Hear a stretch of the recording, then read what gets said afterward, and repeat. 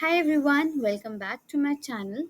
So let's continue with our Angular series. So here we will understand component communications in Angular. Like in Angular, we have different components we know. So in these components, how data is flowing, how data is passing. So for this, we need to understand these communications. So first is your data binding. Now, what data binding is? Data binding is a basically process for handling or synchronizing data between your HTML and your TypeScript class. So basically, it is connecting these classes. Like in this TypeScript class, if you have written any value, you can make it displayed here in your HTML. So for this, we have different types of data bindings. First is your interpolation. Now, interpolation and property binding both does what? That it is a one-way communication, and both of these from component to view passes the data. Okay, so this is clear that both is one way and both are basically passing their data from component to view. Okay, like in this direction, if we are assuming that here is your view and here is your component, then it is a one way communication between component and view from component to view. Okay, now in interpolation, we are basically displaying your value. That some value I have written in my component, I want to display that in our HTML, so I will use interpolation. How we will identify that it is interpolation? If we are facing or we are able to detect that some of these syntaxes have used these curly brackets. Okay, these curly braces basically indicate that this is an interpolation. So basically, like in C++, you have C out, so here in we are using this interpolation. Like username property, I have given Rahul in my component, so it is using that property and displaying it. Okay, now property binding. Now property binding is same like interpolation, but the difference is that in interpolation we are displaying, right? And here in property binding we are setting a property. Okay, we are setting a value. So for example, that in image I am setting the value in this source with this image URL. Now, how I will identify that it is a property binding? These square brackets, these indicate that property binding have been used. Now, for one more important thing in property binding, that for component communication, like I have a parent component and a child component. Okay, so in parent and child, if I want to communicate from parent to child, I want to pass on data from parent to child, then what I will use? I will use at the rate input decorator, and this at the rate input decorator basically uses your property binding concept. Okay, now let's move on to event binding. Event binding listens your events and then executes, basically depending on the function you have given. Like for button click, I have given this is an event binding because it is using this we can say parenthesis. So here when I will click, then I have given a function submit form, and its functionality I have defined in my TypeScript file. Okay, so these submit form which I have defined in my TypeScript, now it will give me a functionality to be acted upon. So I will do the exact same thing which I have been told. Now, this concept is used when our child component wants to send any data to my parent component. For that, we use output decorator, and this event binding is used. Now, we have two-way data binding. Now, this two-way data binding is basically a combination of this property and event binding. It is combining this both to achieve its purpose. Now its purpose is to sync and update both template and component, that you can you can either send data or receive data, and you are at the same time keeping it updated in both UI and in your component class. Like in forms we are sending data. Okay, so this is your two-way data binding. For this you have to compulsorily import forms module, because its directive is this ng model which is used in two-way data binding, and this ng model cannot be changed because it is in directive form forms module, and this only identifies as two-way data binding has been done. Okay, now we have understand data binding, which was fundamental. Now let's start with the exact component communication. Now I have parent and child. Okay, so for sending data from parent to child, I'm using input decorator, which I have already told you, and this will use what? Property binding. So its purpose is to pass data from parent to child. So basically, it's a unidirectional data flow, which is flowing in which direction? In down direction, because I have parent here and child here. So data is flowing in downward direction. Now this iterate input decorator, whenever in Angular we have added input decorator, then before this ng on init, ng on changes is called. These both are life cycle hooks, which I will explain in further videos. So for now, just understand that these are like your functions which will be called in order. Like this will be the first function to be called, and this is the second. You can assume for now. And what happens that if any input is present, this ng on changes will be called, and then ng on it is called only for once. After that, if any changes occurs, then ng on changes is only executed. Now for this parent to child communication only, we have added view child decorator also. Now, what this is doing, this is basically directly referring to the child's component functions, and it is local to that parent temp. Okay, so now what is mainly here, it is directly accessing. And in input it was not accessing, it was just passing the data. Here it can access the methods also, public methods and your public variables also.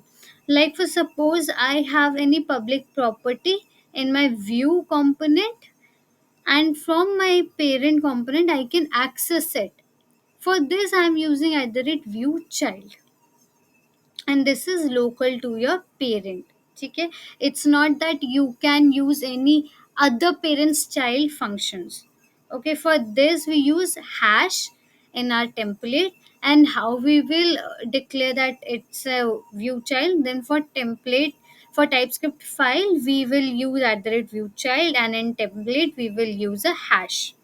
Okay, now, its reference is after ng after view init lifecycle hook. This is a lifecycle hook. Basically, this means then when whole components view is initialized, only then when it is available fully, then only you can access it. Okay.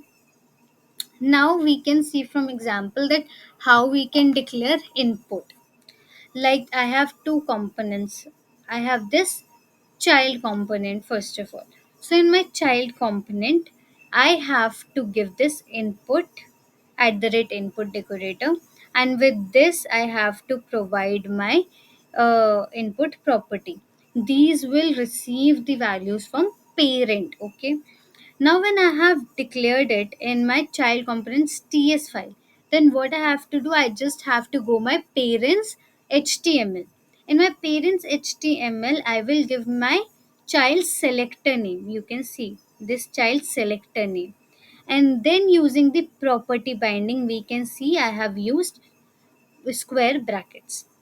So I am binding this message and then giving my data. So this is what either input decorator is used, and this is for your communication from parent to child. I hope this is clear.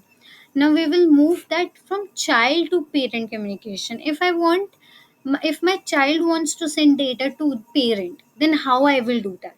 For that, we use at the rate output decorator and event emitter.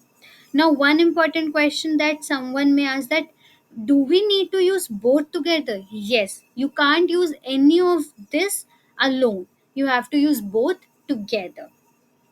So this enables your child to send data or notify its parent. For this, also you have to go to your child's component. For any type of communication, it's important to remember that you have to go to child component and then declare that it's output that child will send, or it's an input that it will receive. So in output, you have given this decorator, then you have to give an event emitter, and you are creating an alias basically. So you have given this data emitted, this will be used in your parent. So here you have given that it is an event emitter type string. Okay, now when you have declared in this, now this have to emit some value. So how? So for this we will create one function, and this function we will give that this dot emit, and this emit basically sending data. Now when this data is sent, so in your parent component, when in selector, you will give child selector and you will give this event binding thing.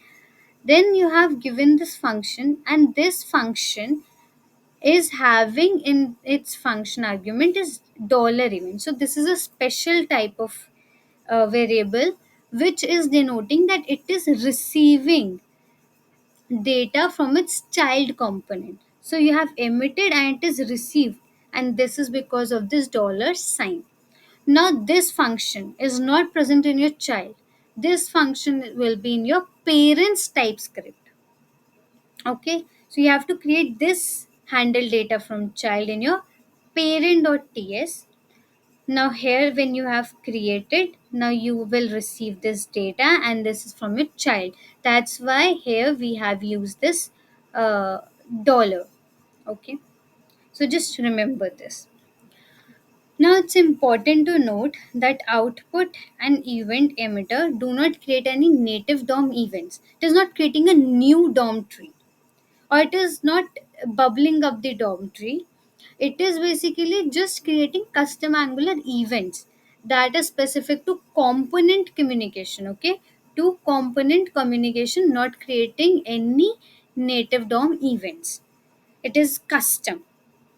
Now, ng on changes is called before ng on init. I have already told you, if inputs are present. So this is a condition. If input is not present, it won't be called before ng on it. Okay. And every time when input properties change, ng on changes is executed. Now, there are two types of components which can be asked in your interview, that are dumb and smart. Dumb is presentational and smart is container. So, what is dumb and smart? So, dumb is basically who is just receiving all data and just giving out the basically data. Giving data means giving response. So, it is basically receiving data and then sending the data back. So if this work is only done by any component, is known as a dumb component, that it does not have any direct dependencies. That means that it doesn't have any direct dependency on any service for data fetching. So basically it is focusing on what rendering your UI. So this is dumb.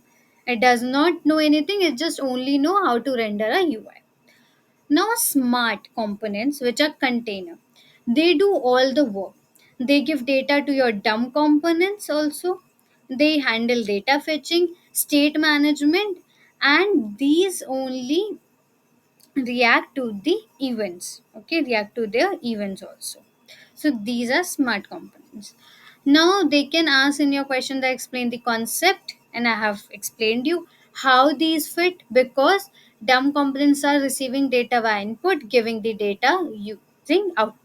Giving means emitting the data. Now, second question can be, when would you not use input and output for component communication? So the answer is input output. We have studied that for both of these we should have a parent and a child. But if I don't have parent child, if I have no relation between these two, then how can I communicate? For that, I will use services. So I will use a shared service with RxJS subject or behavior subject. Don't worry about this. In further videos, I will explain both these subject and behavior subject and these differences. In RxJS also, it is a library, special library. Okay.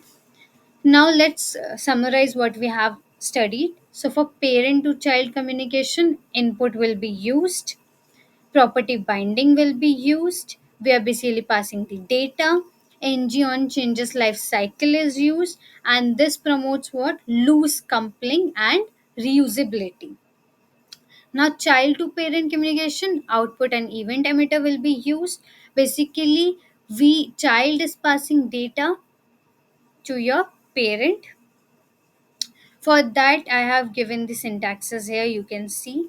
Now, child will notify using what? Emit, and this dollar event is a special variable which will indicate that it is receiving data from its child.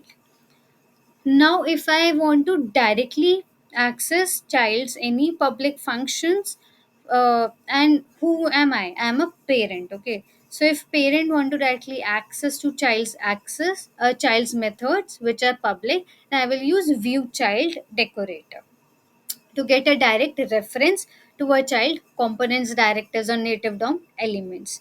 So it has imperative control. It is basically local to that component. So it is calling child methods direct DOM manipulations. So reference typically available in ng after view init, that is after whole view is initialized, only then. So it creates a tight coupling because I told you that it's local. So basically in that component only, so it is a tight coupling. So generally it is less preferred than input and output for data flow. I hope that this is clear.